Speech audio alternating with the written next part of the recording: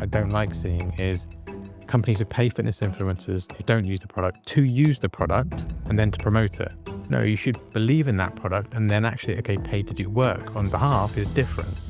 Any team that wants to partner with us, like Sri-Lankan Man City Women's, Atlanta Falcons, you have to love this product. You have to genuinely be using this product in your recovery or for whatever means, or we're not going to partner with you. Raj Tiruthelvaraja is an entrepreneur and the CEO of Hytro. After 15 years in corporate leadership, he founded Hytro to revolutionize performance and recovery through wearable blood flow restriction technology. In this episode, he shares the journey behind the mission. I don't know how many people are going to come on this pod and be able to say that their product or their service is in space. So that's just fantastic. We actually joked at the beginning, this would be great for astronauts in space, never thinking we'd get there.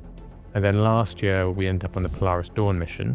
And then a month ago we were on Fram 2 as our second space mission. It's and we've got amazing. more going through now with SpaceX probably in early 2026. Warren and I use the phrase a lot, and I'm sure people don't like it if we say it. We want to do this the right way. We want to do it the right way. Like, the way we conduct business is really important to us. The bit that might concern me a little bit more though would be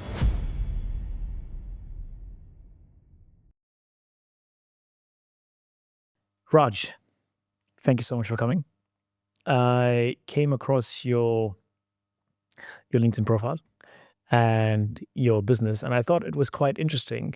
I know I kind of understand the space from a place where if you're injured and if there's blood gushing out of your body, you do tie something to stop that blood flow. Kind of like the same premise where your business also sits. So I just thought it was a very interesting business. Let me just kick off by asking you, how did you come into this space? Firstly, thank you very much for the invite onto the pod. How I got into this space is quite a long-ish story. I'll give you some of it and you can tell me how much you want to hear really. So back in the day, I started in that corporate world. That's kind of where I was originally. I'm happy to go into that a bit later if you'd like to. After kind of 16 years of doing that, I was like, I need more in my life. I need purpose. I need meaning. I would want to kind of create something myself. And I've been passionate about sports, health, wellness, pretty much my whole life. So I looked for something in that area, and I joined a health, fitness, nutrition coaching business as the CEO of that. That was a small startup. And on that, I met a guy called Dr. Warren Bradley. And Warren has a PhD in human physiology. He spent a decade working in pro sport. So he worked with England Rugby, he worked with Premier League football teams as a sports scientist. And he's also kind of obviously academic background, so he's very much into the research as well. And he'd seen blood flow restriction being used in every sports team that he'd worked in. And they'd use it for rehabilitation. So it's not when blood's gushing out everywhere, but when you've got an injury, typically BFR is something you utilize. It's because you can get incredible benefits from using light loads, because obviously you're doing rehabs, you're injured, you can't take the heavy loads, but you get increased muscle size and strength, increased endurance, accelerate recovery really quickly using BFR. And Warren saw this being used at every club for rehab, and he's thinking, why doesn't everybody use this? Why isn't it used with healthy athletes? Why isn't it used at scale? Why doesn't the man on the street know about this? Because most people have never heard of blood flow restriction. And he did a deep dive into the research first because he's an academic by nature, and he saw the science behind it was absolutely incredible. So there's thousands of research papers that show BFR is proven for the benefits I just spoke about. And you compare it to things you might have tried, like massage guns, ice baths, cryotherapy, compression gear, where the science behind all those is there's a few hundred research papers that show it probably may work, but nobody's quite sure. Whereas BFR, thousands of research studies. So there's a disconnect there. And the reason why that was, and Warren went back and asked a lot of the practitioners at clubs, and the reason was the tools available for BFR were expensive, difficult to use. You needed one-on-one supervision with a practitioner. And so therefore you couldn't scale it. And so Warren's genius moment was, can you integrate BFR into wearables to make it easy to deploy, make it safe, and make it scalable? And so that's what we've done at Hytro. So we've scaled BFR for the first time, making those benefits of increased muscle size and strength, accelerating recovery, increasing endurance available to everyone. Super interesting. We will get more into it because I'm quite keen. Really, I feel also like maybe I was living under a rock, because I really thought it's for when your blood is gushing out and you want to try and save a life. But there are other benefits as well. But before we get into that, just walk me through your immigrant journey. Did you move to the UK? Was it your parents? Was it your grandparents? How did it all start? Yeah, so I was born here in the UK in Cambridge. My parents are Sri Lankan by origin. So my dad came over here in 68. So he came over classically to study at Brighton Polytechnic. And then in 77, he went back to get a wife, as you do. So he went back. I think my mum was the third person he was introduced to. But he likes telling us he had a choice. Yeah, yeah, he had a choice. So he got married in 77 and then moved back over here. I was born in Cambridge, and then we spent most of our life in Newbury, which is in Berkshire, which it's quite an interesting place to live in that time, because I remember being at school and me and my brother were two of probably only a handful of kids who were not white. So we grew up very much in a kind of white environment, with obviously a different culture at home, different culture at school. And again, it's interesting for me because now I'm married and my wife is also Sri Lankan Tamil like I am, but she grew up in Harrow. And Harrow's full of Asians, full of Tamil. So she grew up very much immersed in that community. I can see how different that was for me and for her. So benefit for me actually probably is relates to maybe startup, where I saw one thing at home, I saw an aspect of a culture. Then at school, I saw a completely different culture, a British white culture. And you're always thinking like, why is it different? And at an early age, you're 7, 8 years old, and you're saying, this is different. I do this at home. They do that. They think this way. They believe this religion. The school was Christian. Parents are Hindu. How does that make sense? And you're questioning things quite early on. And I think a lot of immigrants and children of immigrants go through that questioning period quite quickly and quite early. And it leads you into different paths as you get older. And I put that down to part of kind of how it's made me who I am. So I became an atheist quite early on, as did my brother, because you're exposed to two religions rather than just accepting of the one religion that you're born into. And that questioning mindset of kind of, why do some people do this? Why do people think that way? Stayed with me through my life. And again, it's part of not being part of the culture that you're kind of exposed to. You're separate to it. But the other aspect that I've kind of noticed a lot, particularly now that I've kind of met my wife and seen that, and reflecting, I think this probably resonates with you a little bit from your background, from what I've heard, is that question of identity and who you really are. Because I wasn't part of the kind of Tamil culture, because I wasn't brought up in that. It was just us and our family in Newbury, surrounded by no other Tamils. I wasn't part of British culture because I don't look like that. And so I never had that real fit or feeling of what's my community, or where do I identify? And again, I think that stayed with me through my life. I always felt that kind of little bit of an outsider aspect, which I think I remember reading about your background and kind of is how you probably felt. Yeah, no, absolutely. 100% I can resonate with that. So I grew up in Dubai, and there isn't a nationalization type of model in the entire Middle East. It's not just Dubai. So you can be living there all your life, but you're still an expat. And so I mean, my dad moved to Dubai when he was about 18, my mom 21. He was the first woman. She was the first woman he saw, so he wasn't as lucky as your dad, or maybe she wasn't as lucky as you, mom. But so for me, growing up was kind of different, because I felt this is home until I was a little bit older and started to understand, oh shit, like maybe this is not, it's home. I want it to be home. But when I look at my passport, it's an Indian passport, but I'm not from the UAE. And then earlier on, every summer holidays, we used to go back to India. And growing up, it was always the case where my mom and dad always said that, oh, one day we're going to go back because this is home. We're going to always go back home. And now the situation is different. They're in their late 60s, 70s, and they'll never go back. But it was just like, okay, but when I'm in India, like I don't feel this is my home, because although I speak the language, I mean, I felt like an outsider. And then in Dubai, I do not want to feel like an outsider, but I mean, by the whole legal system, I am still an outsider. So that whole identity crisis, I mean, for me was just like, oh shit, like this is like where do I belong, you know? So 100% I can resonate with that. But I think maybe my question to you would be, it's also interesting that how you and your wife living in the same country, growing up in the same country, had two different realities. And there's a lot of what you are today is a major chunk of that is your childhood programming.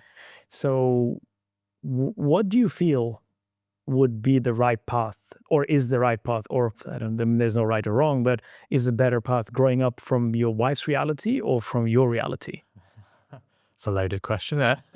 We can, there's no right or wrong in that. It's a really difficult one because we've got children now. So we're living in, I've got two twin boys who are coming up to 3. And we live in Pinner, which is next to Harrow. And we're actually going through the point about what schools that they go to. And the school that they're going to go to is 95% Asian, right? And it's like, obviously, this is like just outside of London, it's 95% Asian. Completely different to the upbringing I had. And I don't know if that's a good thing or a bad thing. I'm not quite sure. It's just that that's what the school is, a great school, and we want them to go there. But ideally, in an ideal world, you'd have it a mix of multicultural. I don't like it being too Asian, too white, too anything. You just have a nice mix. But I don't know. I think one of the answers, though, is the experience you have outside of that environment as well. I traveled a lot as well in my life. I think that perspective of traveling, again, seeing different cultures and different contexts. If you travel in the right way, I don't mean just go and drink in different bars around the world, right? Which is, that's fun for a period of time, but that's not learning. I think that adds a lot of value. So there's different ways around it. There's no right or wrong. It is this, it's whatever the circumstance is. I'd love my kids to grow up kind of grounded and have that view of the world. I remember, I don't know if you're into football, but Ruud Gullit, the Dutch footballer, he was asked kind of what nationality he was. And he actually said, I'm a citizen of the world. I was like, I like that phrase. And I was like, cool. I like my kids when they grow up to go, I'm a citizen of the world. And I think that's, we're increasingly a global world. We're increasingly people move all the time. And I want them to live in different countries and kind of experience different things. And I worry a little bit about the school they're going to, but hopefully it's my responsibility to make sure they can see other aspects of the world. I think the beauty of living in a city like London, I mean, for Dubai, technically similar. So, Dubai is also a melting pot, like London is. I think the difference obviously here is that whole legal system. So, I mean, here I can become British and whatever, and, really embed myself in the community and in the country and so on. But I think really, I think the beauty is that diversity you spoke about. Like, you do have an opportunity to embrace that diversity and to learn from different cultures and religions and so on. And I think that just changes you as a person. I think it's a very rich experience, and I think we're fortunate to be living in a city like London to be able to have that experience, because I've seen a lot of people, and I didn't even know that existed.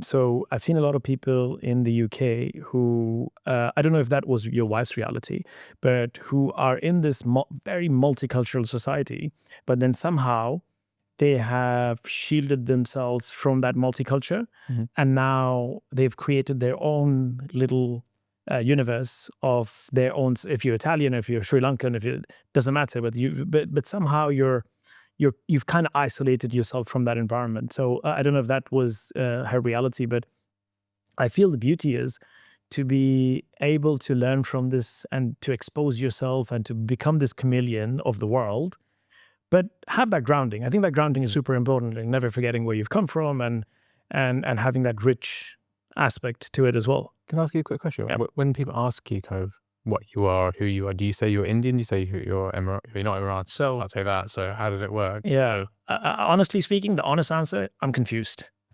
Hopefully in the next 2 months I won't be, because I become British.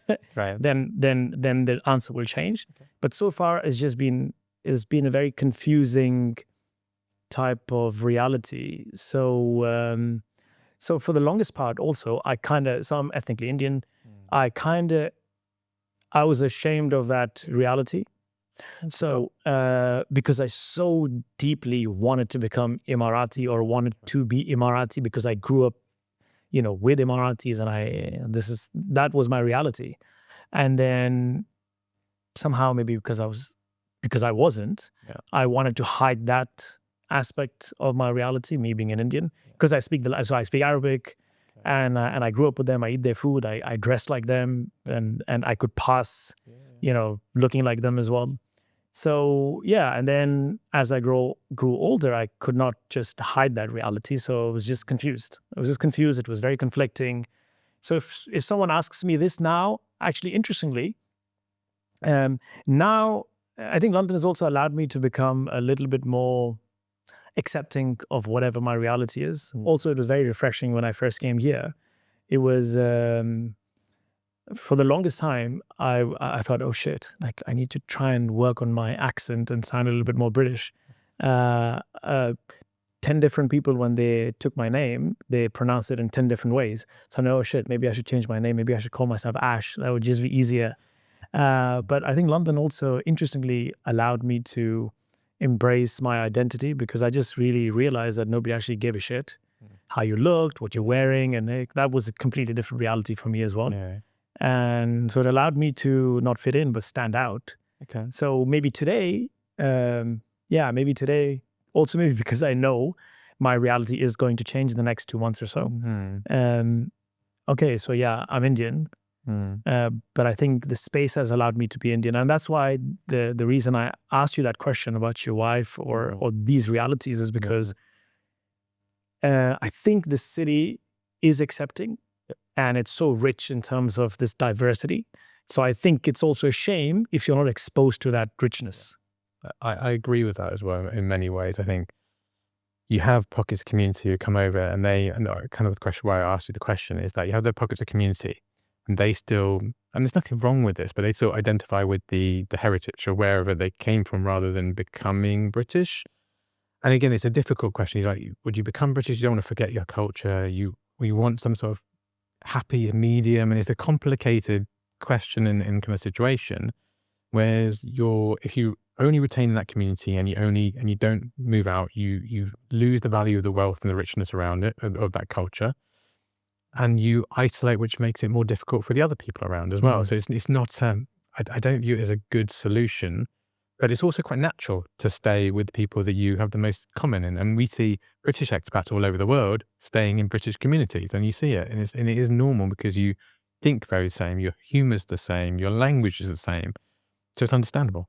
But you miss out on that opportunity and the wealth and the understanding of everything. So yeah, it's interesting. But it's also, again, interesting that you say you're going to be British in 2 months, but that's a piece of paper. That's not necessarily how you feel, right? Is that what it is? So.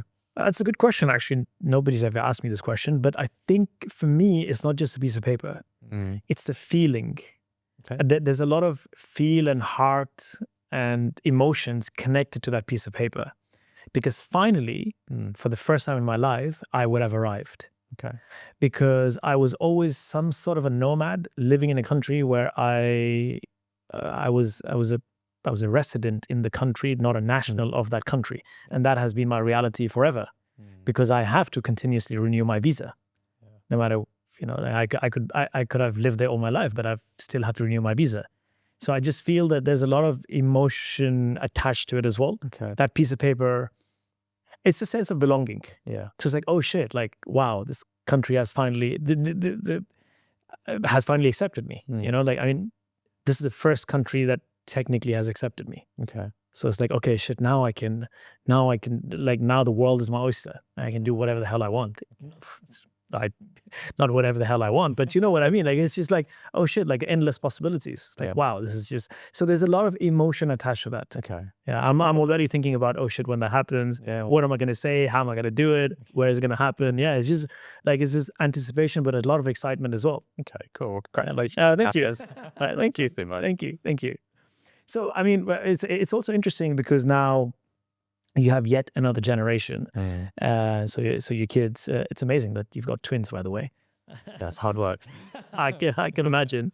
So you think they would perhaps have a different reality versus you and your wife, and the country and the world has changed?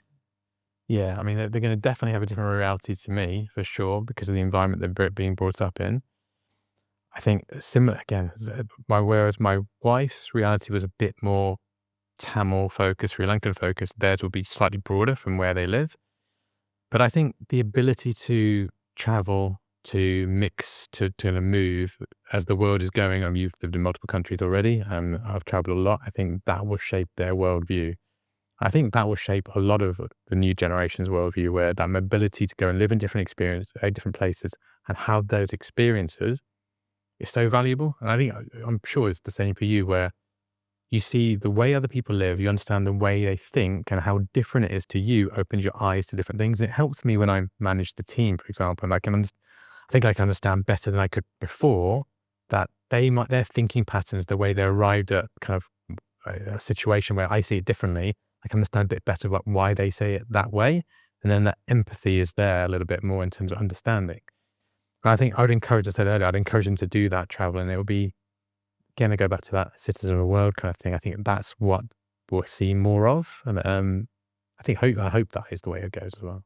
Yeah, and there's a direct correlation to how it impacts the economy in a positive way as well. You know, you're that much more richer in your thought process, and then, like you said, I mean, for example, the way you operate with your team. I mean, that's just one example. Yeah, the bit that might concern me a little bit more, though, would be, like, my dad came over here with absolutely nothing, right? And that's very typical of immigrants, right? And therefore, his life was about working really, really hard, providing for a family, and making sure, and he dedicated life to that. And then, so when we were young, he would obviously travel a lot, and my mum looked after me and my brother.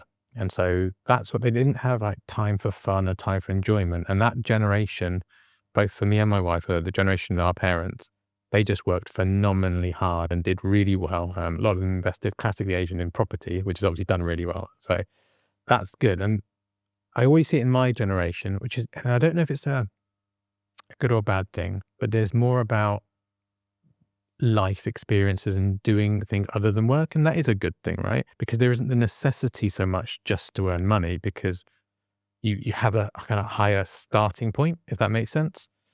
I just wonder a little bit with kind of my boys, is like, you know, I want them to have that hunger to kind of do things with their life, to kind of really have a motivation. And you get a lot of that with immigrants, right? You come here with like a real purpose. I'm going to make it. I've come with nothing. I'm going to do something. I want them to retain that mentality and take it to a new level. I don't want them to coast. I'd feel, you know, I work really hard, and I sometimes work too hard, and I don't want them to do what I do necessarily. I want them to kind of achieve something and kind of produce something meaningful to the world. And that hunger, as immigrants have, I don't want to be dissipated through the generations. I don't know if that's something that you would see or resonate or think about. Yeah, 100%. Like I remember when I first came to the country, every now and again, if I passed a school, I used to be like, oh shit, like I wish I was born here. So then I would be in one of these schools, and, you know, but then I was like, oh shit. But so there's two faults to this. So one, I was like, oh no, I'm actually grateful that I wasn't from here. I'm just so much more hungrier to make, you know, because I also moved here. Like when I first came here, it was just shit. Like no money, no friends, no family. It was just horrible. And there was COVID on top of it as well. So we were also in a lockdown. But then the second thing also, I think, and again, I say this in the nicest possible way, but the reality is when you have something just given to you, the novelty, for all of us, novelty wears off really quickly. Yep. But the value of something that is just given to you is not as much as if you had to work and hard to get that, you know? So for me, I just feel like everything here is just so bloody amazing, is because I didn't have it and I had to work so hard to earn it, you know? Like even the weather, I think I was so shocked. Why do British people always talk about the weather? Now I get it, because like, oh shit, because you hardly see sun, and then the weather is just so unpredictable, whatever. But even when there's rain and there's gray skies or whatever, I just have a different perspective about weather. It's just like, oh, thank God for the rain. Thank God for the gray skies, because I just think that the UK has great nature, amazing nature. And it's only because of this fine ecosystem, that much amount of rain, that much amount of gray skies, do you have this kind of nature. Because if anything shifted, then the nature would shift. It's a reality, right? This is just science. So I just have a different perspective. And I have this perspective is because I walked in this country yesterday. Because I didn't have any of this, you know. So I think I just feel so I agree with you. Yeah. But yeah, that has been my reality. But how do you protect or try and contain that? Because I don't know, like there's just so much you can do. Yeah, firstly, it's a wonderful perception of someone who's come from Dubai. Like I'm saying, you're tired of the constant sunshine and great weather, and like, you want the rain. So fantastic on that. I mean, we should all take that positivity, I think. Life is all about perspective, right? Very true, very true, very true. And then, on the protection piece, I don't know what the answer is yet. I think that's going to be a constant challenge in our parenting going forward. I think it's a lot of our generation is going to be like that, of how you protect the new generation from thinking, oh, you're comfortable, you're okay, you don't have to, that is, exactly that. When they've got enough, like they're not mega wealthy, they're not poor, all the rest of it. They've got enough. They're not going to. I don't want to not strive for anything. I want them to strive for more. And it's very much a mindset, I think, and it's trying to instill that in them, that classic growth mindset in them at a young age. But that's the challenges to come. I mean, the 3 at the moment, I'm already thinking about it. Probably you jump in a few years, and I'm trying to enjoy the moment a little bit. My wife always thinks I always think about the problems in the future rather than enjoying the moment, and it's very true. But it will be coming over the next few years, I'm sure. Yeah. So talking about mindset. So your dad was here. Obviously, you've seen that struggle and how they operated, and obviously that was instilled in you. But then becoming an entrepreneur, again, coming from South Asian communities, I mean, typically that's not what you do because it's too much risk and whatever. You become an engineer, doctor. Yeah. So where did your life start? Yeah. So I started my career at PwC, Big Four accountancy. So Of course you did. yeah, exactly. Very, very good. Good Asian boy went to Big Four, and they were very happy with that. And then I went into banking, management consultancy for 16 years. And, I worked for some Barclays, Bank of New York, Bank of England, PA Consulting, and so on. Classic kind of route that everyone takes. And that was fine. It was fine. And that's the point. It was fine. I earned good money. I was, content with the jobs.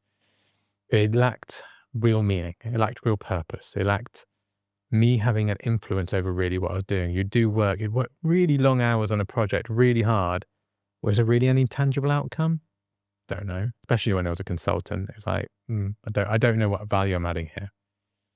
And so I agree with you. It's not the classic thing now. It's kind of not the classic thing back then when I was younger to become an entrepreneur for an Asian. Now I think it's changing a lot a bit. And I think things like what Amar and Gervit at the Bay HQ, the British Asian Entrepreneurs HQ are doing is really great for that kind of bringing the entrepreneurs community together, making it more of a normal step to take. And it's, for me, when I did it, I spent 16 years in a career.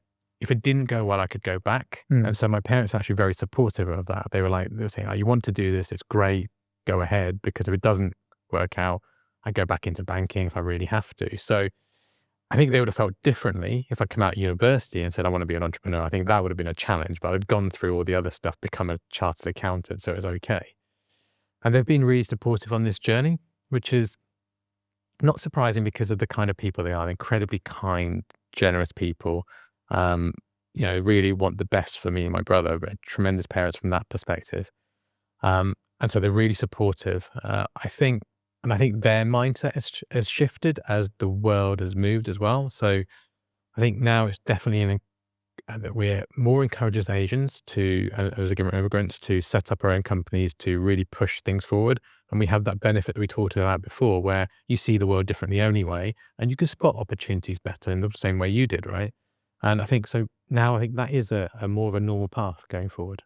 And do you think our generation's mindset has shifted as well? So for example, if your kids wanted to drop out of school and start a business. Yeah, I think so. It depends why they're doing it, how they're doing it. I would still say though, and again, this is where you don't want to go too far one way, right? Having that corporate background served me so well, and having that experience. So, I was mid-30s when I started my own business, 43 now, right? And it was like that, all that time meant I knew so much more. I had experience. I understand. I traveled a lot during that time. I got all the wealth to fall back on. If I did it at 21, I would have failed for sure. I would have known nothing. And I think experience is underrated as well. I think the classic line is, I think Harvard Business Review said the most successful entrepreneurs are 45. I think it makes sense. It makes perfect sense. You have a network, you have understanding, you know so many, you'll know this as well, you can have so many problems that you've never encountered for every day, and you've got to find a solution to that problem tomorrow. And like you'll find a way, but you've got to just, if you're 21 with no experience, you'd be sitting there going, I don't know what to do. So I think the mindset of our generation has shifted. You don't want to shift it too far. And so there's nothing wrong with going through a corporate upbringing and then learning some of that. But at the same time, nowadays, like people going, you often hear it like someone say, I'm starting at Goldman Sachs. Everyone just goes, okay, why aren't you at Facebook or Meta or Google? It's not as credible as it used to be, and that's interesting. There's nothing wrong with doing that. It's a great starting point for a career. Yeah, but it's also very difficult when you have a solid career. You're working for PwC or these big banks that you've spoken about. Yes, there was a lack of purpose or maybe a sense of purpose, and you wanted that alignment. But you think you were able to make that move simply because of that financial stability and the risk that you were able to take? Because it's also okay. Yes, purpose is important, but then like you're also in this vicious circle. Like there's money coming in, but there's a lot of money going out every single day. Your lifestyle has changed. It's different, and there's a lot of risk as well. Yeah, though at that point I was quite lucky because I didn't have kids at that point. I wasn't married, I was still single. I had no wife, no kids. I'd earned a decent amount of money. I was okay. So I had a period of time where like it's worth the risk, right? To try and find that worth the risk. But as you all know, the entrepreneurial journey takes longer than you think. And so now I have a wife, I have kids, and I have a startup. And now I feel it. Now I feel the risk and kind of the pressure to succeed.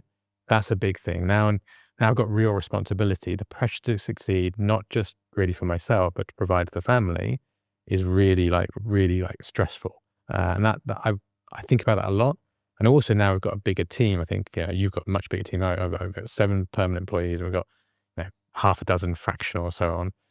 And it's like a lot of them have got families. So it's like I need to make sure this company does well so they can provide for their families, And sometimes you run really close to the edge, and you have to. A lot of the time, you roll the dice on growth because that's the way you build a high growth startup, and you take a lot of risks. But I don't want to impact other people on that, so you've got to try and protect the team, the families, my own family, but take the risks you need to as a startup entrepreneur. Is such a difficult balance in that one. I'm sure you've got similar stuff on your journey, right? The twice we've been in a situation where I only had enough money to make bank for salary for like a month. Okay. And then you're cognizant of the fact that, oh my God, like kids go to school with this payroll. People are taking care of their elderly parents because of this payroll. It's insane amount of responsibility. And the last thing you want to do, regardless of what social media says about founders and whatever, but you don't want to let people go. Also, it's also not good for business. Yeah. And then you've built relationships with these people, and they're human beings. So it's extremely stressful. But talking about all the stressors, let's say if you were to backtrack, and if you had kids, and if you had a wife, if you were a family man like you are today, would you have taken that risk? I don't know because to put my family in that situation, I don't know if it would have been a sensible thing to do, because you've got to provide, you've got to be able to put food on the table. And the risk you take as a startup founder is like, if you don't have a safety net and you've got a family, you might not be able to do that. And I've known that many founders have had to then remortgage the house, and then it gets into a spiral, and some who's ended up in divorce and other things because the stress is ridiculous. I mean, a lot of people who aren't founders of particularly this nature of business, like I think a high growth startup, being a founder of that is very different to lifestyle founders and other things, right? Where that thing you're talking about, where within a month of a payroll, and we've been like within a week before, and not have the money in the bank, right? And you can't tell the team really, but you just got to find a solution. That's incredibly stressful, right? And we've done that on multiple occasions during this period, and like thankfully hopefully won't ever be in that situation again. But that's a level of stress that is almost intolerable. And you do that too many times, that's going to take its toll. And then you've got the constant running of the business, all the problems, right? When you run the business, you're CEO, you're dealing with the problems most of the time. So it's incredibly stressful. So that then impacts your relationships, right? So if you roll the dice in the first instance that we're talking about, you do it, make the decision to do it when you've got a family, then you get the compounding stress of just the general life of startup. I think you're going to put yourself in a really difficult situation, I think. I found it incredibly difficult when our kids were born for their almost 3 years ago. So we're 3 years into Hytro at that point, and the kids were born. And you're not sleeping at night because I've got two of them, right? So I'm having to get up, get 2 hours sleep a night if you're lucky. You're incredibly stressed at work. Obviously, wife's just given birth as well, and to twins, so that's difficult enough. It's such a difficult scenario, right? And I don't think having young children when you're a startup founder is generally a good idea. I wouldn't recommend it. You're putting yourself under an incredible stressful situation. So there's a long-winded answer. So probably not. Actually, probably not with the family. I think, when it's just me and the risk is just mine, that's different, right? That's different. So then what happens when you have this burning desire of finding meaning and purpose? Because, like I can resonate with that, the purpose element. I also feel with all the amount of, and again, my reality is different from your reality. I don't have kids. And then that's like you have another startups. But that sense of purpose has given me like a new meaning to life. So that was very stressful. You can resonate with that. But again, the alignment comes back because, oh shit, but there's purpose. Because before this, I did not have purpose. Because I know the before and after with purpose. But then, obviously there's a trade-off. So then what happens? So like, then you just swallow that pill for the rest of your life? It's a really good question. One of the things that's very true for my co-founder Warren and myself is like we talk about this is like a brilliant job. Like the purpose we have now, what we're doing, where we can take it. Because though we work in pro sports at the moment, we can also take it to the consumer market, to the health and wellness market, to the medical market. We've been in space twice, right? It's not a normal kind of company. The scalability is phenomenal. And we love doing it. Like, we get to interact with pro sports, which is cool, but then we do all the other things as well. And, we can make this $1 billion company. Right? It's absolutely there. That's why we're VC backed now.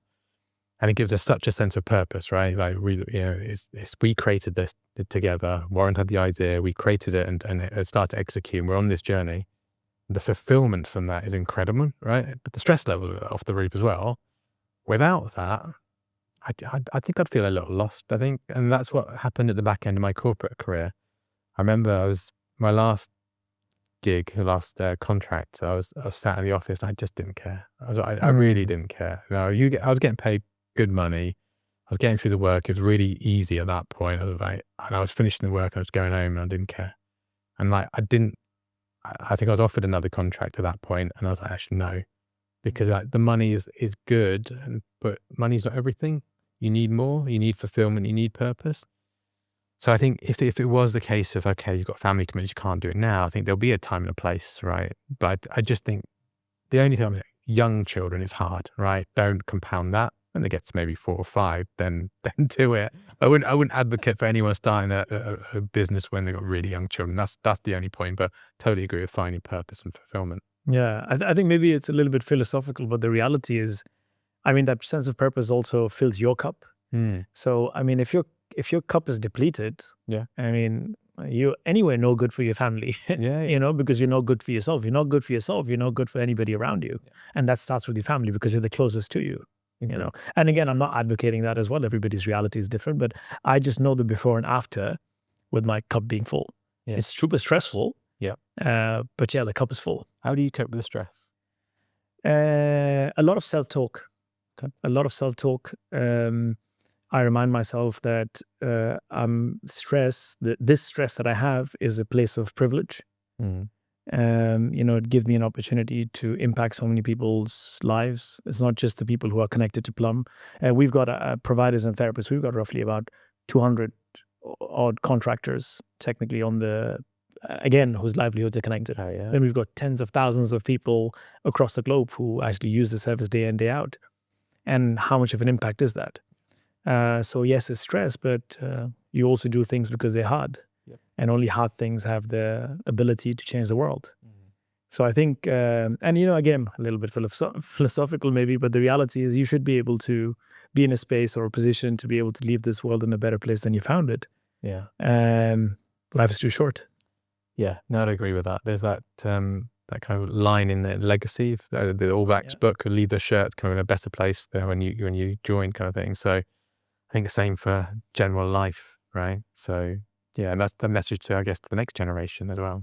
Also, Raj, I don't know how you think about this, but entrepreneurship, obviously, we're talking about stress and CEOs. Of course, definitely there's a lot of stress.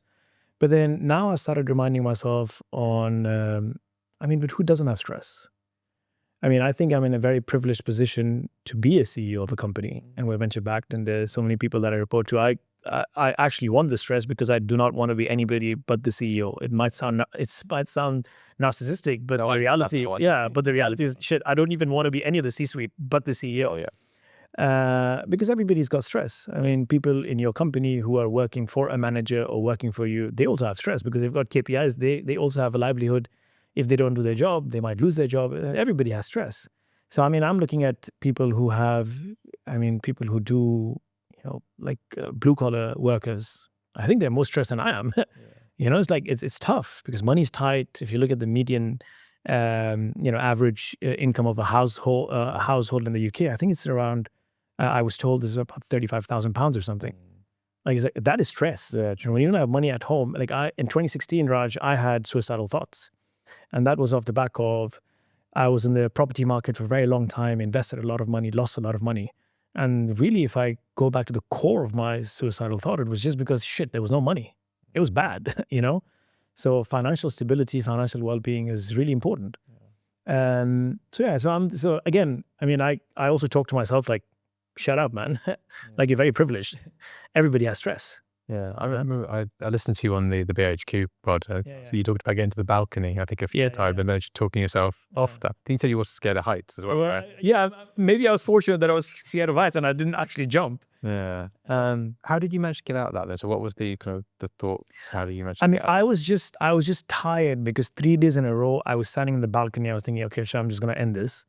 And I was like, man, either end it or just do something about it, because I just could not go on a 4th day because it was just causing so much stress and anxiety.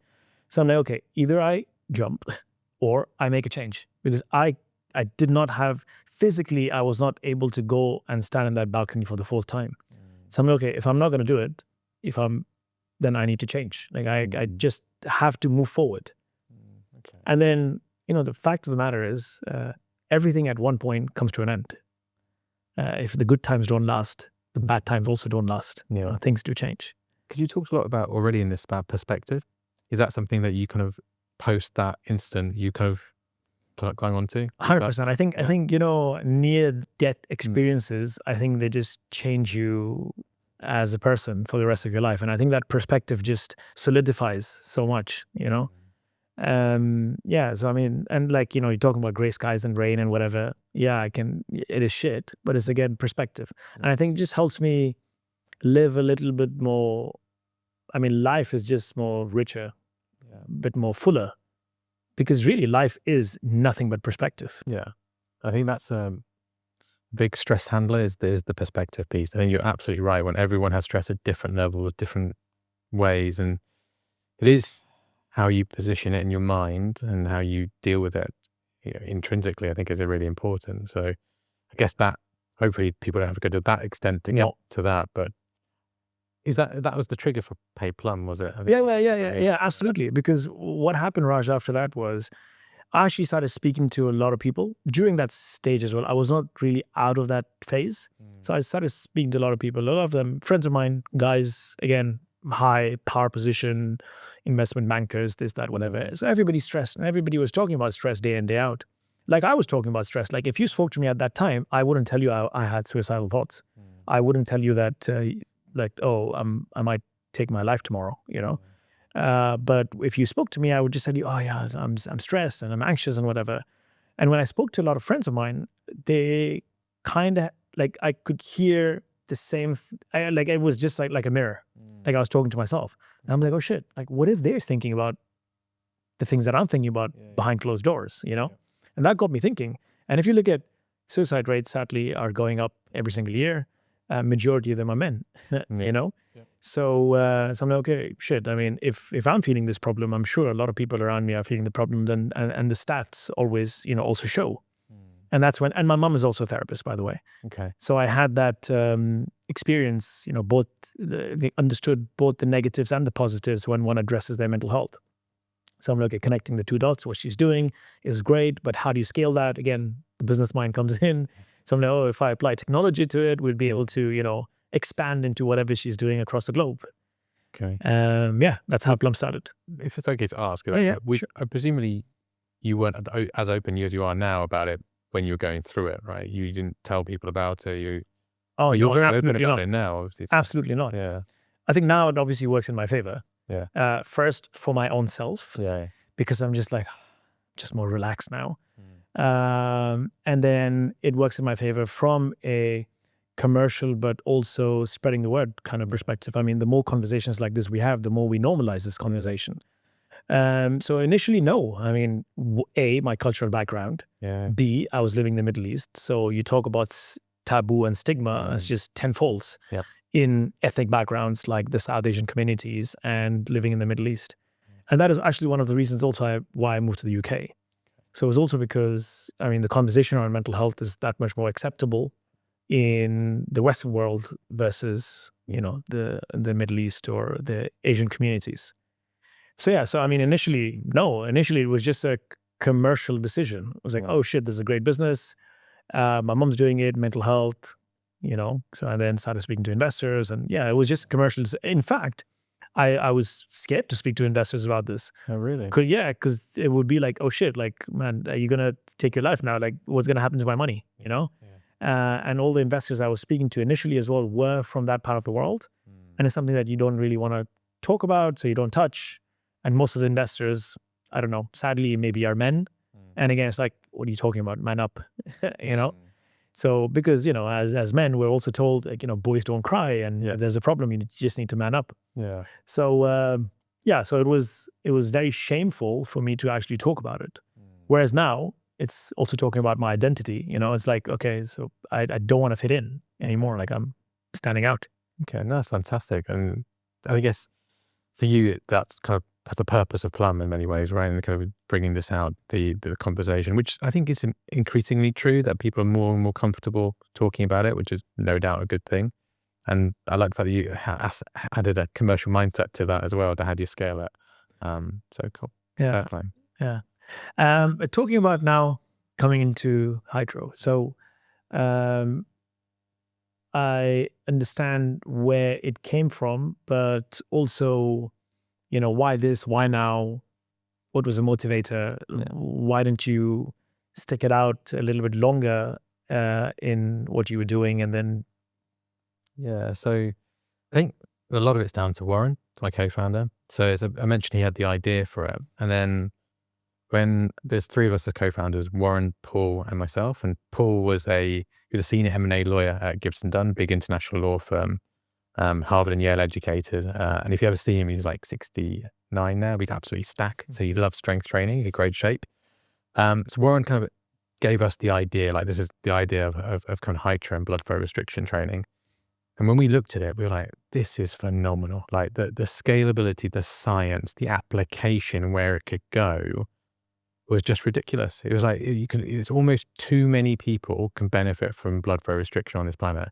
You've got everything from the pro sport athlete looking to get the marginal gain in their performance through accelerating recovery, through an elderly person trying to stave off sarcopenia and muscle loss, to an astronaut in space trying to maintain their muscle and bone health. So the applicability of the market is huge. It's actually, how do you make that tech available to people? Then how do you get to them? And we actually joked at the beginning, all right, this would be great for astronauts in space, never thinking we'd get there. And then last year, we ended up on the Polaris Dawn mission. And then a month ago, we were on Fram 2 as our second space mission. And we're more going through now with SpaceX, probably in early 2026. And it all came about from, but that bit came about from network as well. So getting in front of the right person at NASA, and then that person going, there's a SpaceX program. You guys should talk to them. And then between that conversation and getting in space was about 6 months. And that doesn't normally happen. That takes years to do. But because of the product that we've got and how it's so unique and it's so applicable, and they were like, SpaceX, like, yeah, we need to put this on. So we jumped the queue, got into Polaris Dawn, we completed kind of the safety and efficacy part of the mission, and now we went on to FRAM 2 recently. And it's just opening up doors all the time. We get people coming to us because of the product, because of the nature of it, and wanting to work with us. So we just signed a partnership with Man City Women. We did Soudal Quickstep, which is a Tour de France team, Atlanta Falcons, the NFL team last year.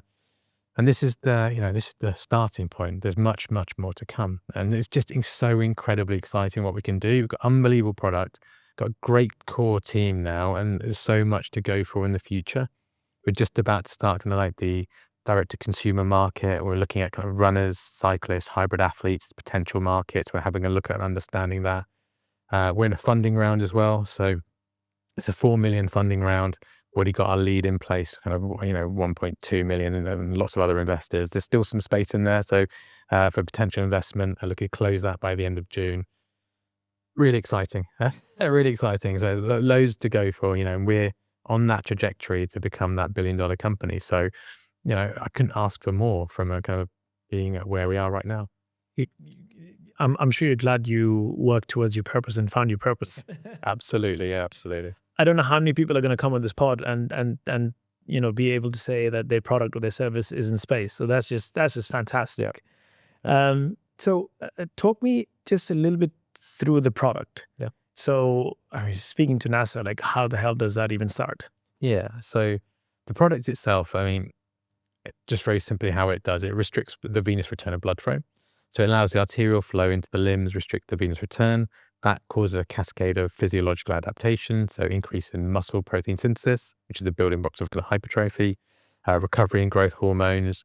You get things called reperfusion, which is driving fresh nutrient-rich blood into ligaments and tendons. So it helps to recover.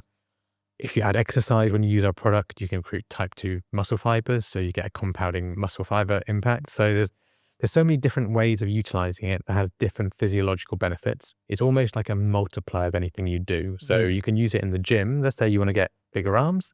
You can use our product and you get bigger arms. You get muscle size and strength. If you use a, say, post-cycle ride and you want to recover, you can sit on your couch and kind of start the recovery process. And our product, you can do it faster, quicker, and better than most other products on the market. So, it's just a better way of recovering, and then a lot of the other products, because of the utility. It's in a wearable now. So you just put the shorts on and strap in.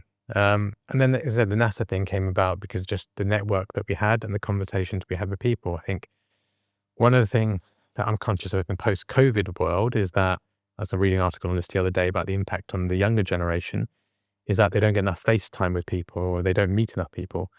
Not every, but almost every opportunity that we've had is through the network and meeting people and kind of the chance conversation that you have that leads to another opportunity. It took us, I think, 6 different conversations to get in front of the guy from NASA, who then went, here you go, here's SpaceX. And it was like, go from there. And having those conversations is incredibly important, and that leads to those opportunities. Yeah, I mean, when I first started this pod, I was in 2 minds. Should I do it virtual or should I do it in person? And I 100% agree with you. It's great how technology has brought us together, but nothing beats this in-person type of environment. I mean, it just changes everything. Yeah. So the product, again, so you primarily, because you said you're going to work towards D2C, so you're not D2C yet, you're just B2B. If people want to buy it, they can come to our website and buy it. Okay. We don't focus on the D2C market at the moment. What we get almost is a halo effect of pro sports. So we are a B2B company at the moment. We sell to pro sport teams. So most of the teams in the Premier League, for example, use Hytro. Oh, wow. Increasing amount of NFL teams, NBA teams, MLS teams. So in the NFL, for example, the first adopters were the Falcons, Washington Commanders, Buffalo Bills. So two of the 4 were actually in the playoffs last year. And what we're increasingly seeing is reduced injury through use of Hytro in those teams in the NFL. And so the US, there's a big push for us at the moment in pro sports and colleges, because there's obviously scale in colleges as well. So we've been working with Nebraska Huskers, and they're great advocates for our product. And we're looking at Arizona as well at the moment as starting universities. And we're looking to expand that market. On top of the B2B pro sports, the D2C gives us scale. So the B2B will take us so far, but you can't grow $1 billion company from that. You can have a very good company worth tens of millions, but not $1 billion company. So D2C will start to do that. We want to target, to start with, runners, cyclists, hybrid athletes, and then there'll be more from that. There's health and wellness areas. I mean, our product impacts longevity, kind of it's preventative care as well. There's a medical angle to look at. There's military. There's so many use cases in military, and we've had some initial conversations with military all over the world. Can't say too much about that yet. We've also got the space program that we've got as well. So again, scalability is not an issue. It's really interesting. We speak to kind of also our emails with, and then they don't speak to us UK VCs. The question back is, we don't believe in scalability. Come and talk to us. We can explain that. Obviously, don't do a good job in our deck, and we've got to think about that from us. But scalability is not the issue. It's the sequencing of the markets over time. Don't try to do too much too quickly. That is always the problem. So the opportunity before us is absolutely massive because the product is so applicable to so many different people in so many different ways. So I'd like to think in maybe 5, 6 years time, we stood in the Starbucks, and in front of you there'll be, say, I don't know, a young girl who does high rocks, and she goes, I'm using a Hytro for my recovery, and there'll be maybe an elderly man before and going, I'm just using a Hytro to stave off sarcopenia. There'll be an astronaut behind them. They I use it in space, right? And so many different people using it for so many different ways and benefiting from it. The complexity for us is there's an education uplift. And that's why it's probably taken longer than other journeys. Because we're 6 years in now. I think when we started this, we thought, well, we'll be billionaires by this point, right? Yeah, we're fine. But 6 years in, and actually now we're at the kind of like tipping point where Hytro is becoming more well known, particularly in the pro sports over here, the expansion to the US market, and other things happening. So, yeah, I think that the journey is just going to get crazier now. Talk me through the sequencing, because if I was you, I would maybe I would do it completely opposite, but obviously you know better because you're in the space, because I will think this is a D2C product.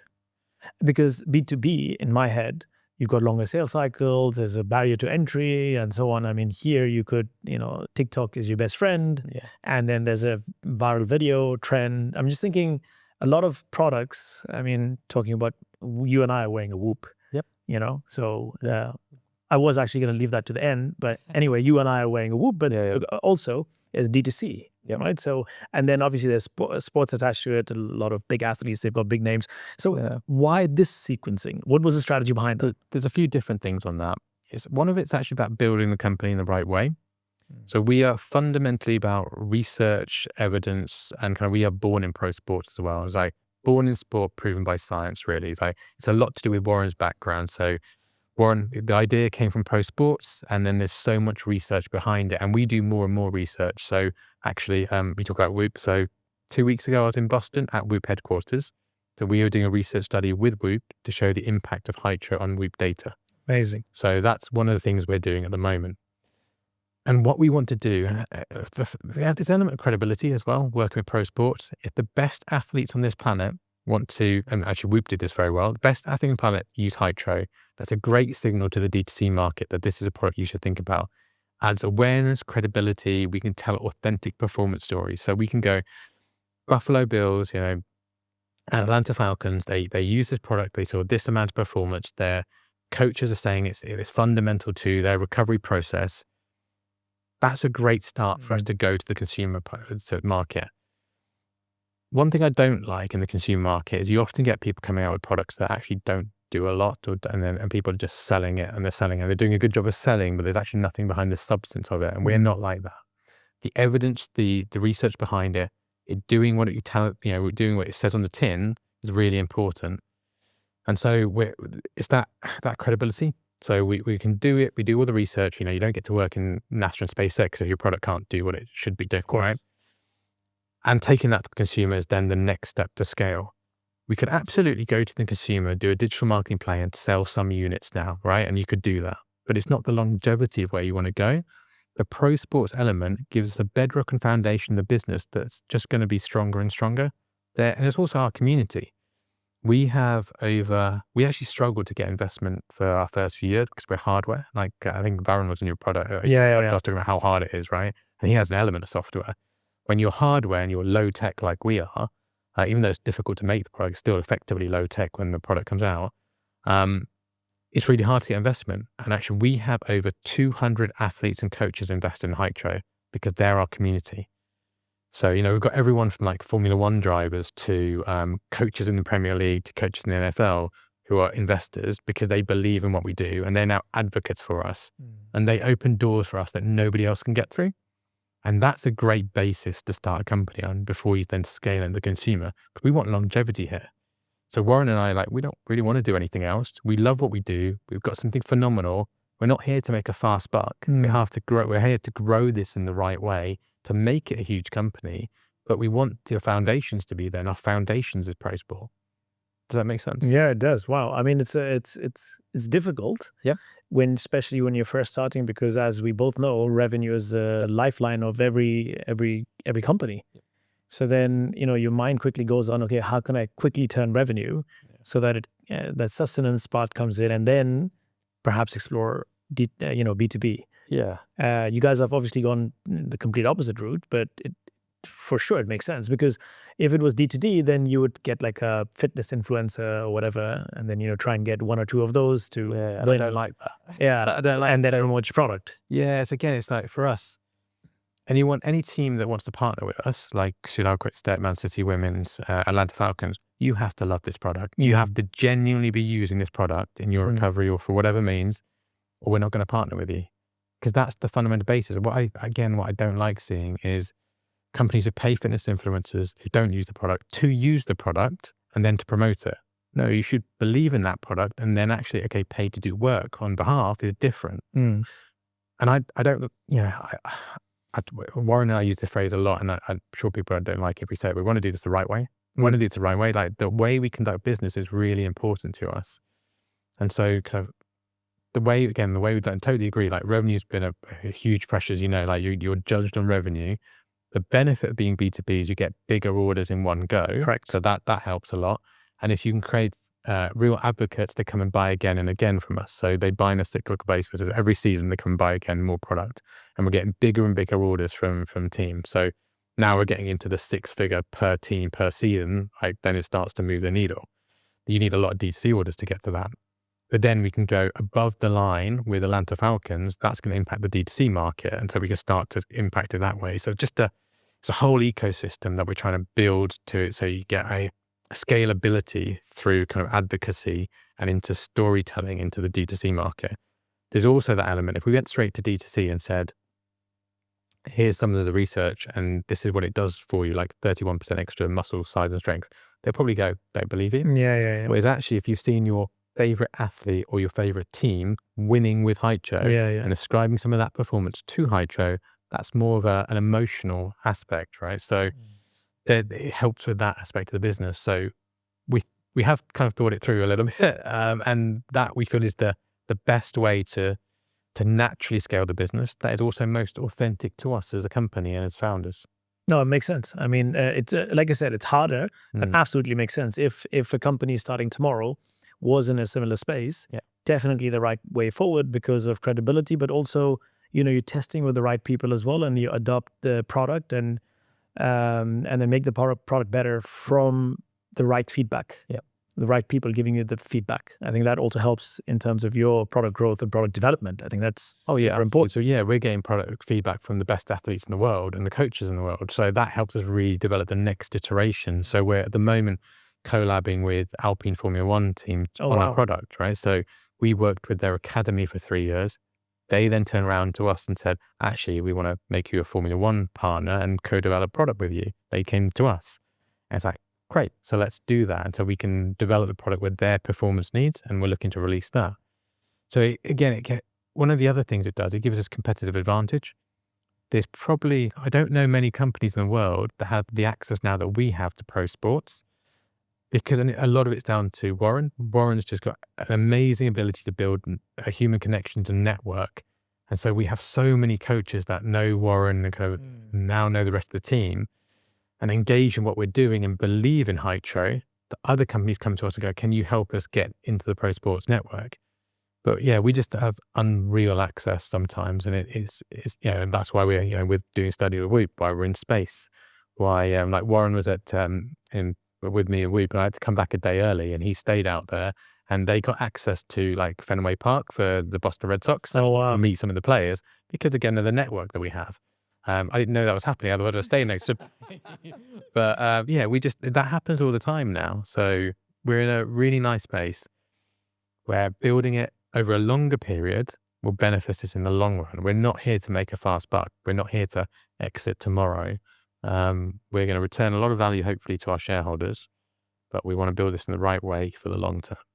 And then what's the D2C strategy? So is it you're waiting post-funding round? Is the funding round a reason for D2C, or the D2C is, again, something that's been on the cards and it's just organically you guys want to move into? I think the D2C market is a difficult one because you can burn a lot of money very quickly if you do it in the wrong way.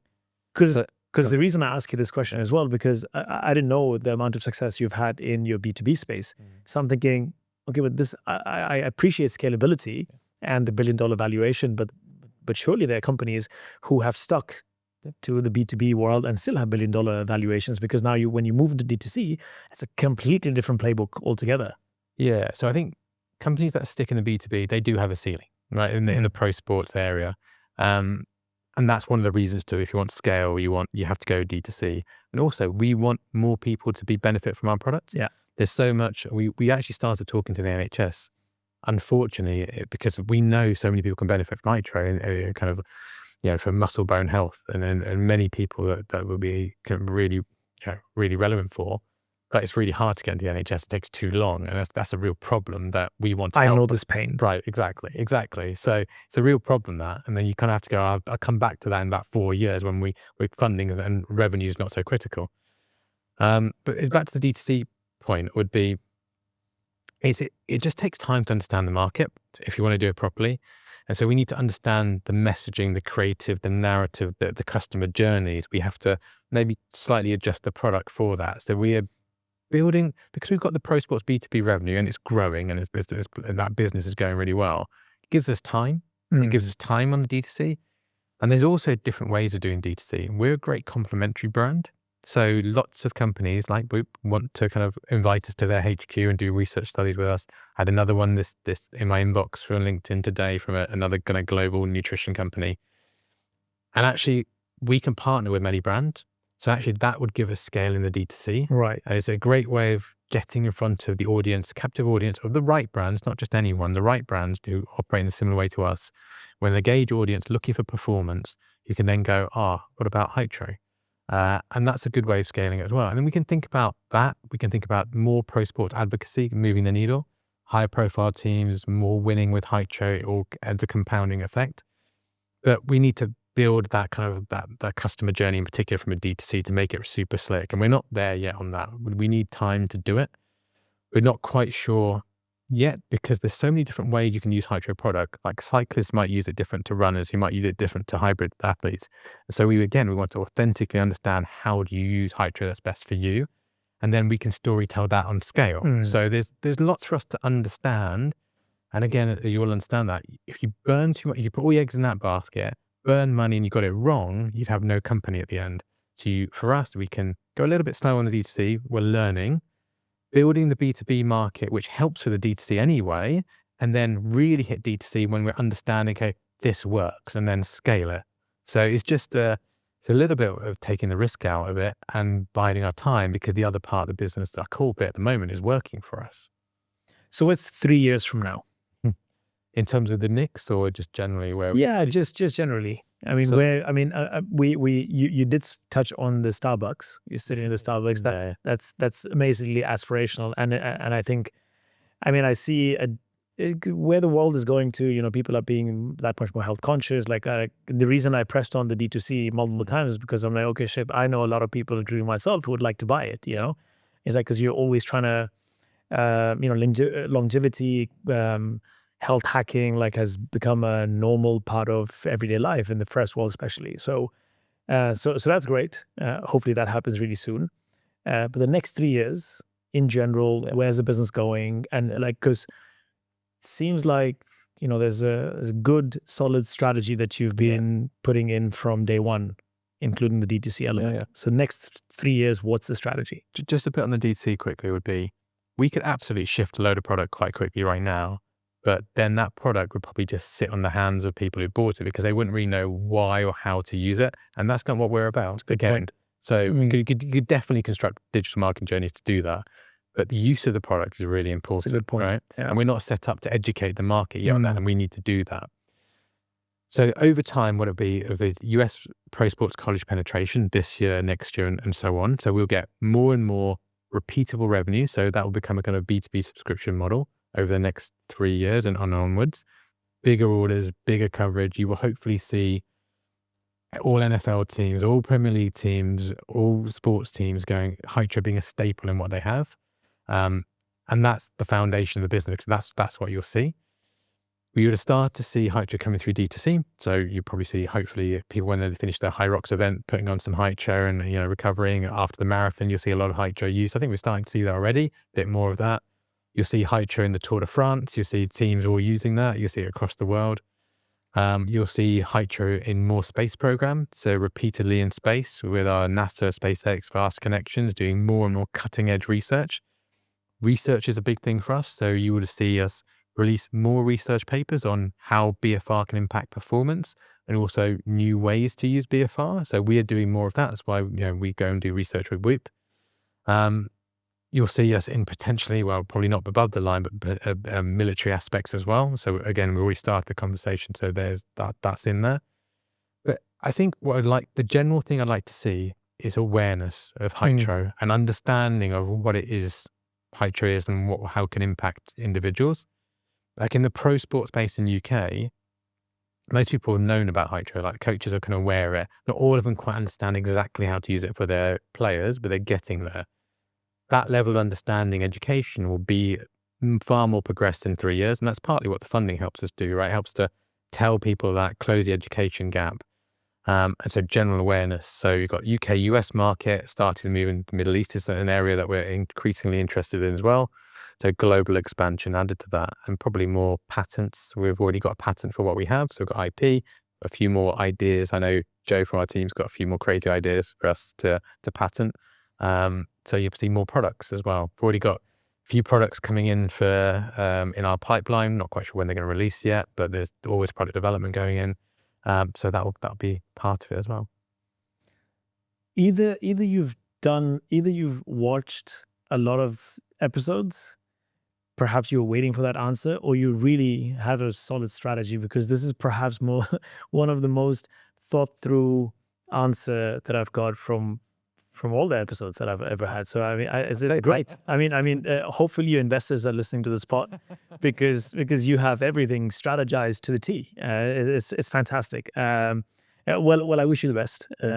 Hopefully all that comes into play, because I think it's a fantastic product. Thank you for sharing that with me as well, because I know a little bit more about the concept. And of course, because of you, I have the context behind the product as well. To be honest with you, I can't wait to buy one, because I'll get one to oversee. I'll send one. Yay! Raj, you've obviously achieved a lot, and I think you're doing great in the whole. I think healthcare and just health in general is very close to my heart, because I'm in a similar space, and I've been a fitness fanatic for as long as I can remember. So I think you're doing fantastic. I think it's so important, and I wish you all the best. But just going back, from everything where it first started, you're this young kid in the school where just you and your brother or a few handful people look a little bit different from the vast majority. What would you like to tell that person now that you've achieved everything? I say that's a really interesting question. I think actually to lean into the difference, to lean into it, I think being different gives you different perspectives. I think that's really important. So understand, and actually if you understand the differences as well. So if you understand, I talked about it a bit earlier, but understand that people think in many different ways, and being different means that you can actually, let me start that again. So if you lean into differences and you understand how people think, actually that gives you a benefit, right? So that kid back in that day learned a lot from being in those environments. So I learned a lot being at an all-white school where I was kind of the odd one out. And I learned a lot from being in a different community then outside of school. And I think if you lean into those differences, I think making that kind of like your superpower, I think that will probably be a good lesson for that person that I'll probably try and pass on to my kids. lead into a difference. I love that. Okay. Thank you so much, Raj. It was an Thank you very absolute much. pleasure. Appreciate that. And I'm waiting for that band Yeah. to send to me, or I can pick it I'll up. send it to you. No. Thank you so much. Thank you.